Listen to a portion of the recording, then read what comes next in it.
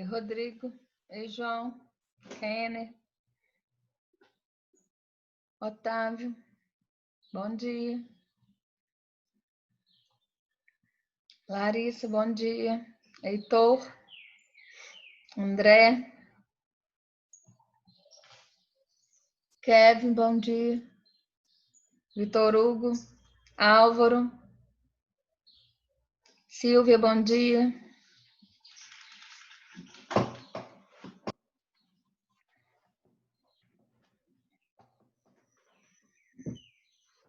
Meninos, eu vou começar corrigindo lá o em classe, tá? Página 391. Bom dia, Silvia.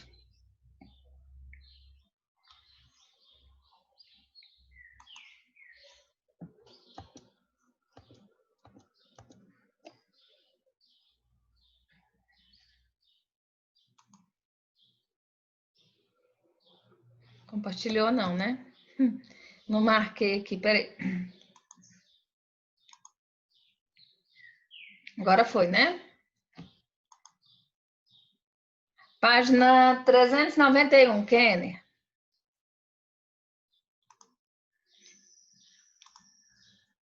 Meninos, eu gostaria de começar, né, falando para vocês, para participar, né, dessa iniciativa da escola aí, de fazer uma surpresa para vocês aí, do Dia das Crianças. Eu sei que tem hora que a gente, vocês, né, eu sempre brinco, que ser adolescente é complicado, né, que tem hora que fala que a gente é grande para umas coisas e pequeno para outras, né, mas no Dia da Criança todo mundo quer ser criança, não é isso? Então, foi a maneira, né, que a escola teve de homenagear vocês, né, que se fosse... hoje mesmo eu compartilhei lá no meu Face uma lembrança de quando os professores, vestimos de criança, né, para homenagear vocês pelo Dia das Crianças. Então, assim, a gente sente muita falta desse contato, e a maneira que a escola tem de estar um pouquinho em contato com vocês é fazendo essa surpresa que é surpresa mesmo. Eu não sei o que é. A Júnia, na outra sala, me espantou. Carol, conta, mas a Júnia não contou, não, para nós o que é, não. Só falou assim, não, fala para os meninos participarem, que eles vão gostar, né? Não faço nem ideia do que seja, tá? Mas eu acho, assim, que quem puder participar, né? Quem tiver condição de participar, eu acho que é muito legal, tá certo? Eu acho que vocês deveriam participar, tá? Nós, na última aula, no capítulo 17, falamos sobre as formações florestadas, né? Mata Atlântica, Floresta Amazônica, Mata de Araucária e Mata de Cocais. Esse em classe é sobre essa primeira parte da explicação do capítulo 17, tá? A número 1 é muito facinha, né? Ela fala assim, ó, mata de terra firme, mata de várzea e igapó, só aí já matou, né? São formações vegetais típicas desse bioma. Em razão do processo de uso e ocupação do território brasileiro e das ações dirigidas à preservação dos recursos naturais realizadas nas últimas décadas, esse bioma constitui-se também naquele que guarda as maiores extensões de floresta nativa do Brasil, ainda que seu desmatamento não tenha sido completamente cessado. Pelo contrário, né? Um dos maiores problemas hoje do Brasil é o avanço do desmatamento sob a floresta amazônica, sob o bioma amazônico, tá? Então, o texto se refere ao bioma amazônico, letra E. A número 2, ela vem bem de encontro com aquilo que eu falei durante a explicação sobre a Mata Atlântica, né? Ela fala assim, ó, a Mata Atlântica, que originalmente se estendia por todo o litoral brasileiro, do Ceará ao Rio Grande do Sul, ostenta hoje o triste título de uma das florestas mais devastadas do mundo, com mais de 1 milhão de quilômetros quadrados. Também hoje restam apenas 5% da vegetação original, como mostra a figura. Lembra que eu falei com vocês que a postura de vocês estava sendo muito otimista a falar que era 7,9%, né? Que eu pedi vocês para colocar 5%. A maioria dos autores vai falar isso, né? Que é menos de 5% aí da Mata Atlântica que resta, e mesmo assim o que restou foi justamente aí nos topos de serra, onde o relevo protegeu este bioma brasileiro, tá?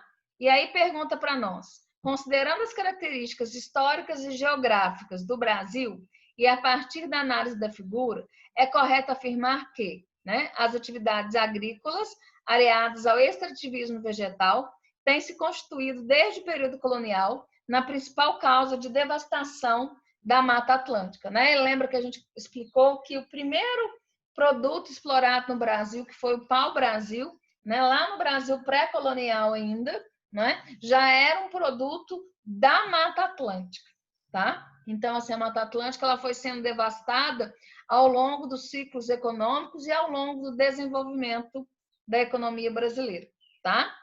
A número 3 também está muito fácil. Ela tem uma imagem aqui para nós, né? Um desenho de um pinheiro invertido, que é o pinheiro de araucária. E aí fica muito fácil a gente responder, né? Aí pergunta para nós. Identifique a formação vegetal representada e sua área de ocorrência, né? Então, trata-se da floresta acicufoliada, também conhecida como mata de araucária. Na minha prova, vocês podem colocar só mata de araucária, mas numa hora de vestibular, você tem que lembrar que a mata de araucária também pode ser chamada de floresta acicufoliada, né? Que são aquelas folhas em forma de agulha, tá?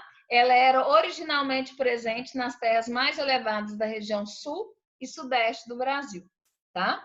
Letra B pergunta: considerando ao menos um fator de ordem física, explique por que essa formação tem ocorrência fora da sua área nuclear. Qual que seria a área nuclear? O núcleo, a parte mais importante.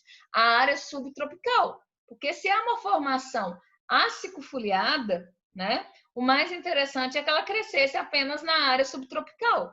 Mas por que ela aparece em outras regiões? Devido ao fator altitude. A gente não aprendeu que vegetação é reflexo do clima, não é? Então, se você tem um clima mais frio por causa da altitude, a vegetação também vai refletir isso, tá? Então, fala assim, ó, a ocorrência da formação fora da área subtropical da região sul é decorrente da altitude, portanto, de terras altas em outras regiões do país, como nas áreas serranas do sudeste. A número 3. Identifique 3 principais atividades econômicas que promovam a substituição de tal formação vegetal. Tá? Não precisa colocar isso tudo, pode colocar só assim, ó, a exploração madeireira, né, para a indústria de papel e celulose e moveleira, né, que são móveis, tá? Então, a exploração madeireira para a indústria de papel, celulose e moveleira. E a expansão das atividades pode pôr agropecuárias, não precisa pôr agropastorismo, não, tá? Que eu acho que fica mais difícil de guardar, tá? Então, exploração de madeira para papel e celulose e produção de móveis e atividades agropecuárias. Esses são os principais impactos aí sobre esse bioma, certinho? Meninos, posso mudar lá para o livro texto para a gente continuar a explicação? Quem estava aqui tirou um print? Então, exploração de madeira, tá? Para a indústria de papel e celulose. Aí já deu 2. Indústria de papel é um, indústria de móveis é outra, tá? Atividades agropastoris, tá? Deu 3 aí certinho. Não se preocupar com o número de itens, não, tá? É porque senão você vai ter que escrever de novo. Exploração de madeira para a indústria moveleira. Exploração de madeira para a indústria de papel e celulose. E expansão da atividade agropecuária. Tá? Posso mudar aqui, galera? Eu não vi se alguém pediu para esperar. Pode, né? Então tá. Vai tirar print? Quem falou? Um fala pode, o outro fala assim, espera. João, na hora que acabar isso, me fala, João.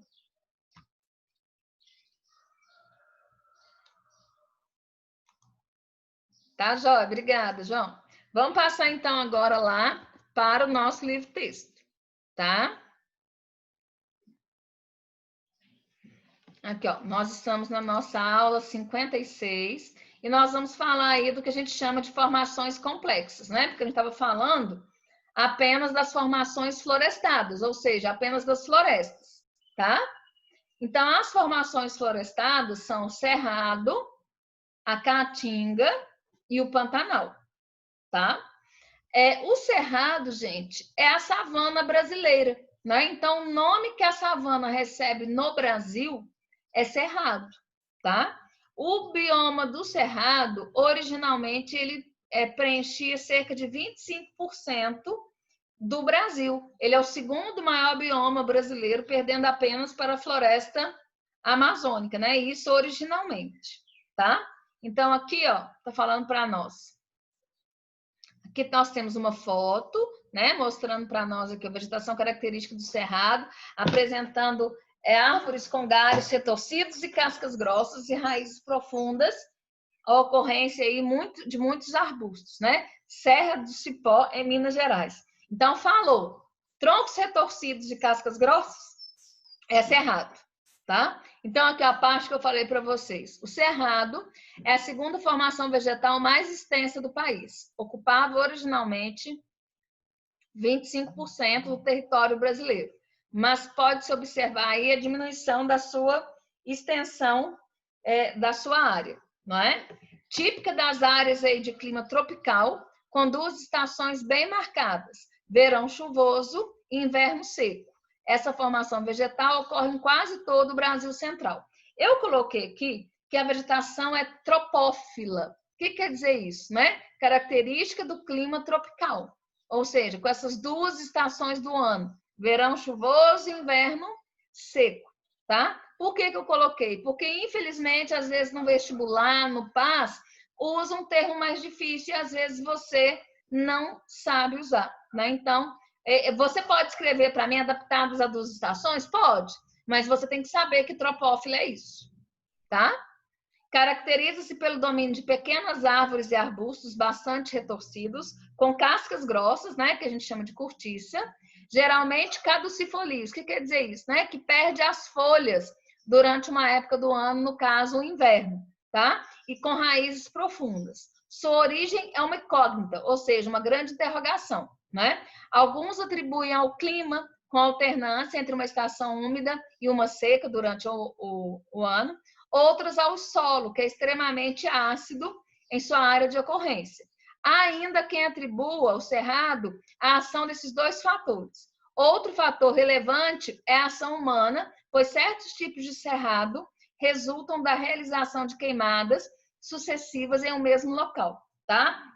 Vocês já ouviram falar num processo chamado de savanização da Amazônia, né? O que seria savanização da Amazônia? Transformar a floresta amazônica em savana.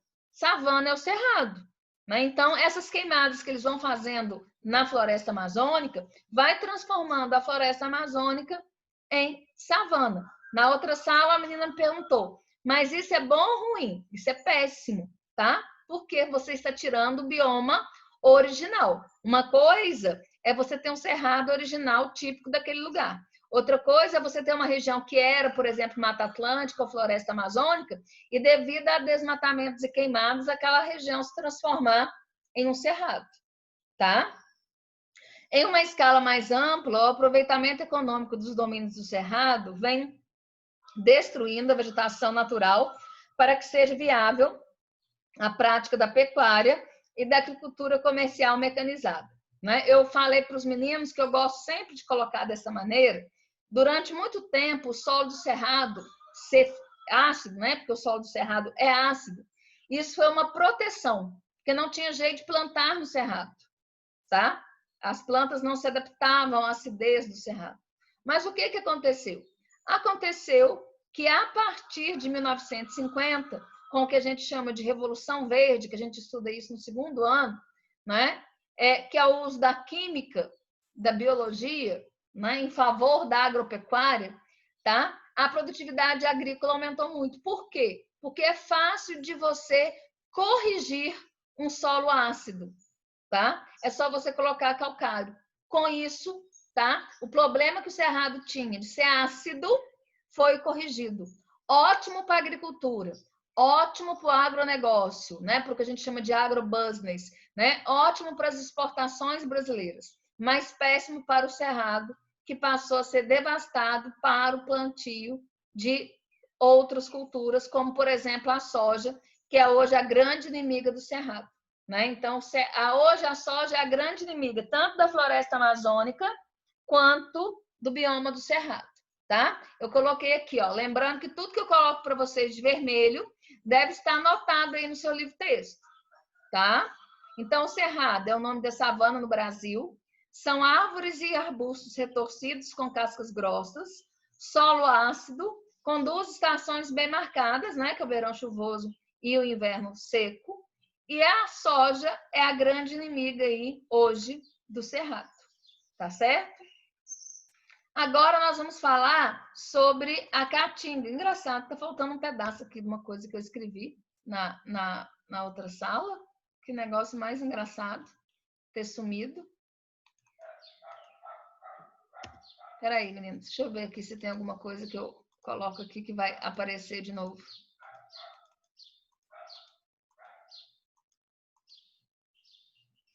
Que engraçado. Tinha escrito aqui um tanto de coisa. Muito engraçado ter desaparecido. Tá? Deixa eu ver aqui se tem alguma coisa que eu... Não, acho que desapareceu mesmo. Vou ter que digitar aqui junto com vocês, tá? Então, eu vou explicar e vou digitar ali para vocês. A caatinga, né? A primeira coisa que eu gosto de ensinar é que a palavra caatinga é uma palavra indígena, né? Caatinga com 2 As não tem nada a ver com fedor, né? Caatinga com fedor é com A só. Caatinga é uma palavra indígena que quer dizer mata branca, tá? A caatinga é um bioma exclusivamente brasileiro.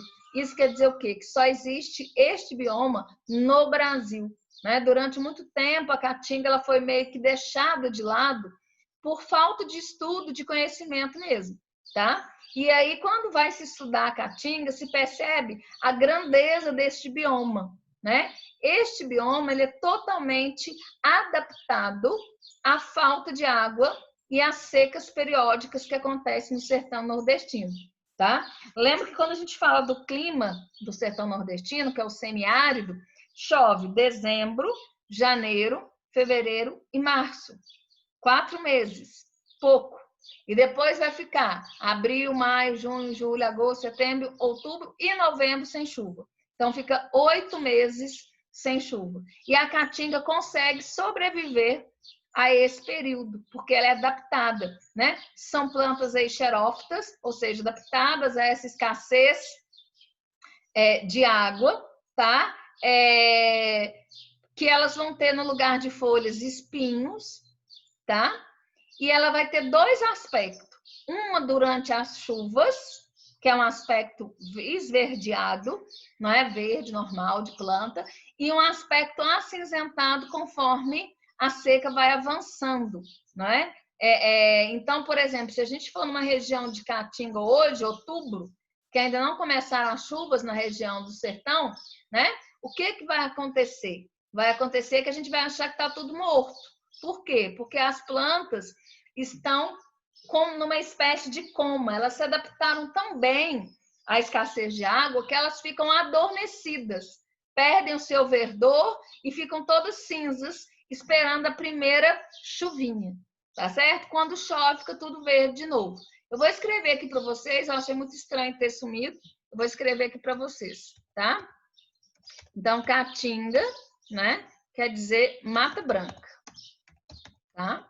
É uma expressão indígena, né? É um bioma exclusivamente brasileiro. Escrevam aí junto comigo. Aproveita que eu estou digitando agora e vai escrevendo aí, tá?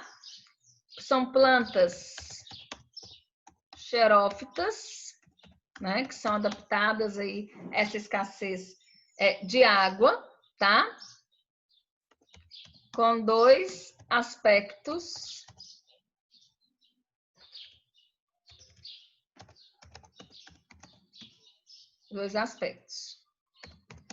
um verde durante as chuvas e um acinzentado durante as secas, tá?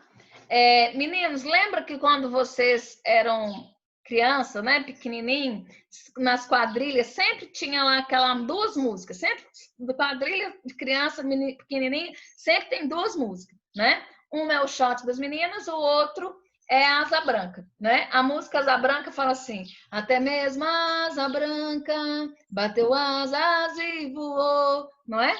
Por que eu tô cantando um pedacinho dela? Para você lembrar que música que é. Qual parte da música que me interessa? A parte que fala assim: quando o verde dos seus olhos se espalhar na plantação, eu te asseguro, não chores não, viu? Que eu voltarei, viu, meu coração. O que ele tá falando? Ele tá falando da caatinga.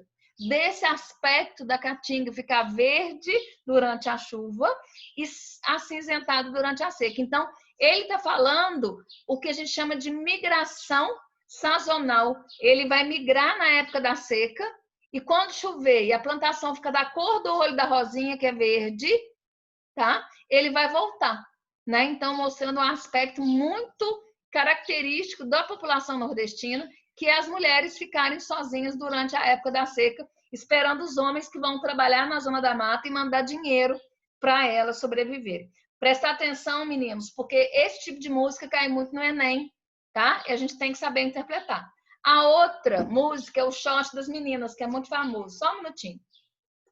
Vou tomar uma aguinha aqui.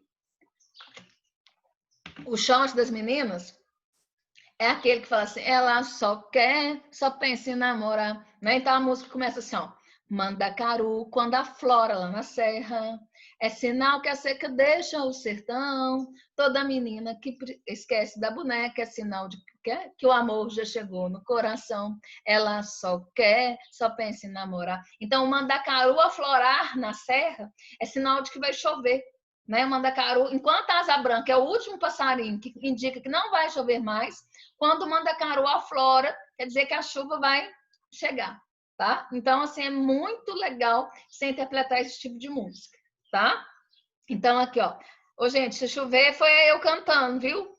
A caatinga, formação de clima semiárido nordestino, ocupa cerca de 11% do território brasileiro e é composta de plantas xerófitas, como as cactáceas, né? Que são as famílias aí dos cactos, que apresentam folhas na forma de espinho, caducifolias, quer dizer que elas perdem as folhas, né? Durante a seca, e pela carnaubeira, cujas folhas se recobrem com uma cera para evitar a transpiração. O principal uso econômico dos domínios da caatinga é a agropecuária, que além de apresentar baixos rendimentos, afeta negativamente o equilíbrio ecológico. Para evitar esse impacto, seria necessário adotar técnicas de uso de solo mais racional que as empregadas atualmente, além da expansão da construção de açudes e canais de irrigação. Essas medidas impediriam uma provável desertificação a médio e longo prazo do sertão nordestino. Né? O que seria desertificação? O pessoal que quiser colocar aí presença, né? A Júlia já começou. Processo de desertificação, porque se a caatinga é semiárido, quer dizer que ela é quase desértica. Né? O processo de desertificação seria transformar em deserto. Né? Muito provavelmente, quando os filhos de vocês estudarem geografia no ensino médio lá, eles vão aprender que o Brasil tem um deserto. Por quê? 1/3 do estado de Pernambuco está em processo de desertificação. Tá? Então, aqui, ó, o conceito de desertificação. Desertificação pode ser entendida preliminarmente como conjunto de fenômenos que conduz determinadas áreas a se transformarem em desertos ou a elas se assemelharem. Tá? 1/3 do estado de Pernambuco, né, PE Pernambuco, está em processo de desertificação, tá? Agora nós vamos falar do 7º bioma brasileiro, tá? Que é o Pantanal, tá? Na outra sala me perguntou se o Pantanal é mangue. Não, manguezal é em área de litorânea. Vou explicar manguezal daqui a pouco, tá? Então, a primeira coisa, o nome Pantanal é um nome errado, tá?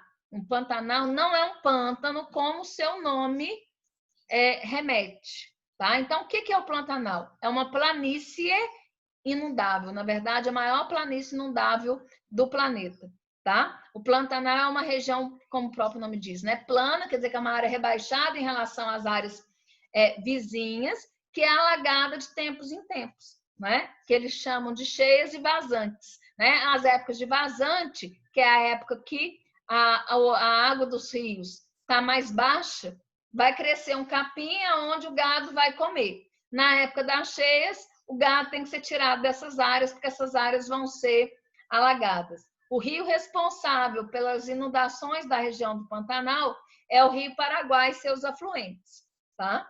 Outra coisa interessante sobre o Pantanal é que ele é um mosaico. Isso quer dizer o quê? Que não existe uma vegetação do Pantanal. Ele é uma mistura de outras vegetações, tá? Por exemplo, uma coxa de retalho é um mosaico, né? Ela não tem um tecido, são vários tecidos misturados, tá? Aqueles quadros de mosaico, já viu? Com, por exemplo, resto de azulejo, tá? Então, a floresta, o Pantanal, ele tem mistura de floresta amazônica, Mata Atlântica, campos e cerrado, tá? Então, aqui, ó, tem uma foto, né, mostrando aqui eles levando uma boiada e fala: o Pantanal é uma grande depressão localizada no interior dos estados do Mato Grosso e Mato Grosso do Sul, tá? Na sua porção de alagamento eventual, observam-se arbustos com vegetação rasteira, enquanto nas áreas altas se encontra espécies de cerrado, que em alguns pontos mais úmidos se misturam a espécies arbóreas da floresta tropical. No Pantanal, né, a pecuária se mantém como atividade tradicional, praticada geralmente em harmonia com o meio ambiente. Isso é no passado, tá? Hoje em dia não tem harmonia nenhuma mais no Pantanal. Recentemente, porém, grandes capitais ganharam destaque na região com a implantação da agricultura comercial, utilização de agrotóxico, construção de estradas com barragens de água realizada por pontes aí. A partir de então, se observou um desequilíbrio no Pantanal. Eu coloquei aqui que o Pantanal é um bioma de transição, né? E o Rio Paraguai e seus afluentes são os responsáveis aí por essas cheias, né, do Pantanal, tá certo? Agora nós vamos falar das famosas aí formações costeiras e as formações campestres, tá? Que são biomas bem mais simples que ocorrem aí em várias regiões do Brasil, tá? Então nós vamos colocar aqui número 8, informações campestres, né? Também denominadas aí de formações herbáceas, quer dizer que não são árvores, né? Apenas uma graminha ali mesmo, tá? De vez em quando vai aparecer um arbusto. São compostos por vegetação rasteira, gramínea e arbustivos, né? Podem ser encontrados aí em todas as regiões brasileiras. De acordo com o clima, se divide em alguns tipos. Os campos meridionais, lembrando que meridional é sul, com destaque aí para a campanha gaúcha no Rio Grande do Sul, aonde se encontra aí a área mais extensa denominada aí campos limpos, tá? Pode ser chamado de campos sulinos ou pampas, que é mais comum chamar de pampas. Campos de altitude, né? São regiões aí na Serra da Mantiqueira, por exemplo, aí, ou em planaltos residuais norte amazônico, como os campos de Roraima na Amazônia. E os campos de Ileia, que estão lá na ilha de Marajó, tá? Então, é uma vegetação só de graminha assim mesmo, esparramada pelo Brasil afora. E o número 9, que é a última formação de biomas do Brasil, são as formações litorâneas, né? Como o Brasil aí tem mais de 8.000 quilômetros de costa, logicamente também que nós vamos ter vegetações adaptadas a esse litoral. São plantas adaptadas ao sal presente na água, tá? E principalmente também ao solo extremamente arenoso, tá? O único solo de região litorânea que não é arenoso é o solo do manguezal, tá? O mangue é a área mais importante das formações litorâneas. Eu coloquei aqui, ó, de maneira mais simples para você entender, né? Então, aqui, ó, o mangue.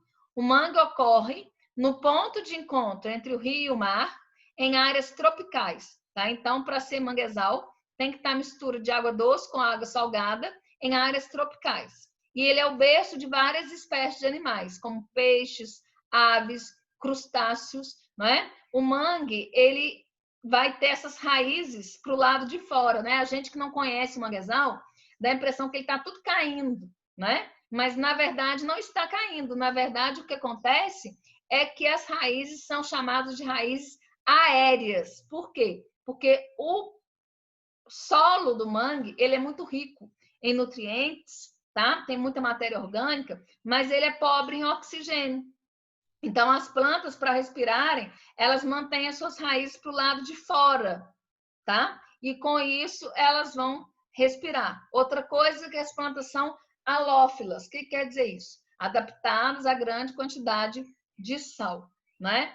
Infelizmente, uma das maiores problemáticas do Brasil neste momento, né, outubro de 2020, é justamente com os manguezais, porque nós temos, infelizmente, um ministro do meio ambiente que não gosta do meio ambiente, que não se preocupa com o meio ambiente, né? E ele aprovou uma lei que tira a proteção dos mangues. Para quê? Para construir hotéis, para construir resorts nessa região, nessas regiões de mangue, para poder construir aí mansões, né? Para poder ceder esses lugares aí para especulação imobiliária, ou seja, o dinheiro sempre falando mais alto que a preservação ambiental.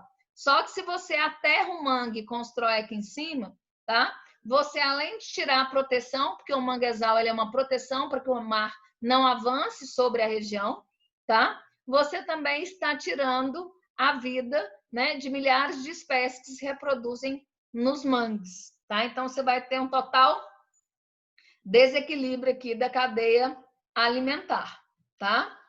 Eu grifei aqui para vocês, ó, vocês vão grifar para mim.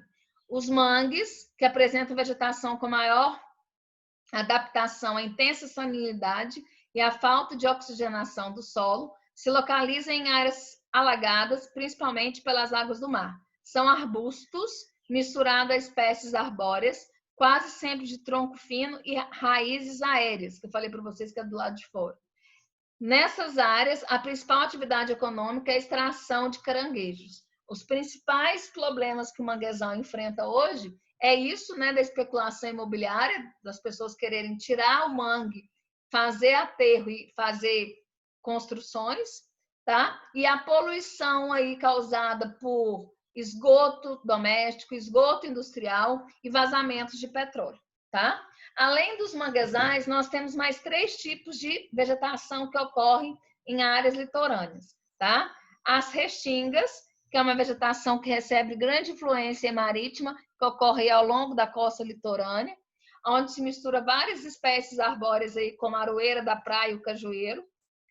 As dunas, onde são comuns aí a vegetação rasteira, com raízes profundas, mas de grande extensão horizontal, são aqueles cordões, né? Parece uns capim assim comprido que vai crescendo de fora a fora nas praias, né? Então, as dunas são verdadeiros cordões vegetais.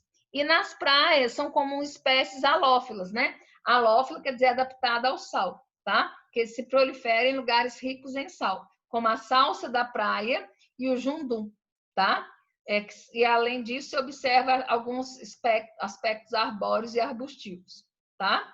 Então, dessa formação litorânea aqui, o mais importante que vocês não podem esquecer é o manguezal, tá? Esse eu vou cobrar de vocês, tá?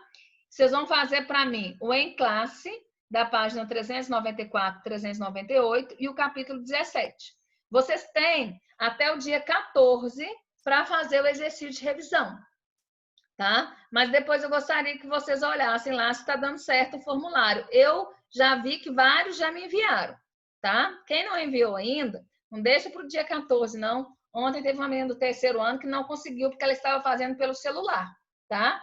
É melhor que você faça pelo computador, né? Pelo notebook ou computador. Pelo celular, às vezes você tem que fazer login, se você não lembrar da sua senha lá do Gmail, né? Às vezes você não vai conseguir, porque é a do Google Forms, né? Então tá vinculado aí ao nosso Gmail, tá certo? Não precisa fazer login, ele é automático, mas pode ser que através do celular você não consiga, tá? Se acaso acontecer, me fala aí, porque a configuração dele tá certinho, né? Às vezes é o seu modo de acesso que não tá certo, tá bom? Mais alguma dúvida, meninos? Alguma consideração aqui? Anotaram os deveres para mim? O em classe, o capítulo 17, para a aula de quinta-feira? Então, tá bom. A aula de hoje de reposição é sobre os rios voadores. Não deixem de assistir, tá bom?